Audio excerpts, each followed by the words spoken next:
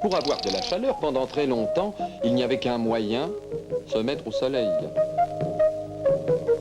Ce n'était pas très pratique pour faire cuire le mammouth ou les pommes de terre.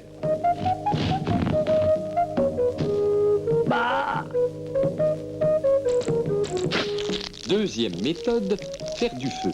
Maintenant, tout le monde sait en faire, c'est très simple. Mais faire du feu, cela veut dire quoi?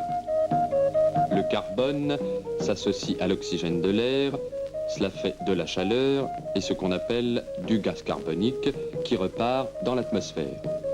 Pour ce que cela intéresse, disons que le gaz carbonique par la suite est absorbé par les feuilles des arbres qui font du bois, qui refait du charbon, mais ça prend pas mal de temps.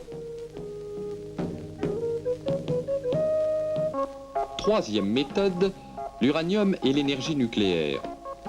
Certes, ce n'est pas encore demain qu'on s'en servira pour faire cuire les nouilles. Mais on sait déjà que l'uranium dans les centrales électriques fait de la chaleur pour faire tourner la turbine, mais sans brûler. Mais qu'est-ce que l'uranium? L'uranium est un métal lourd même. Il pèse un peu plus lourd que son cousin le plomb. Comme tous les métaux, on le trouve sous forme de minerai que l'on extrait du sol. On le raffine, on le traite et on obtient de l'uranium naturel.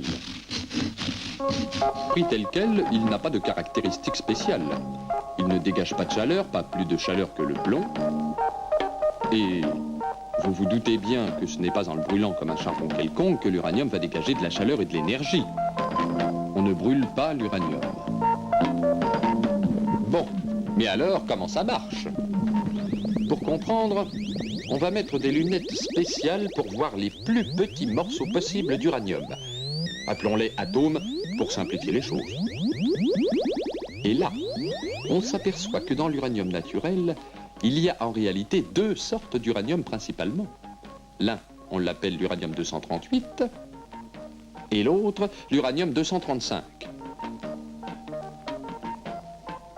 Sur 1000 atomes d'uranium pris au hasard, il y en a 993 de l'un, c'est-à-dire beaucoup, et 7 de l'autre, c'est-à-dire pas beaucoup. Et c'est dommage, parce que c'est justement celui-là qui nous intéresse, énergiquement parlant. Cet uranium 235 a une bizarrerie très spéciale. Il lui arrive, dans certaines conditions, de se couper littéralement en deux. Il se fissionne. Qu'il se casse en deux s'il le veut, c'est pas cela qui nous intéresse. Ce qu'il y a d'important, c'est qu'en se fissionnant, il dégage de l'énergie.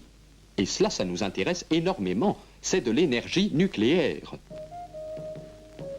Il n'est pas comme le charbon, il ne s'associe pas avec l'oxygène, il ne dégage pas de gaz carbonique, et pour faire de l'énergie, l'uranium 235 n'a besoin que de lui-même.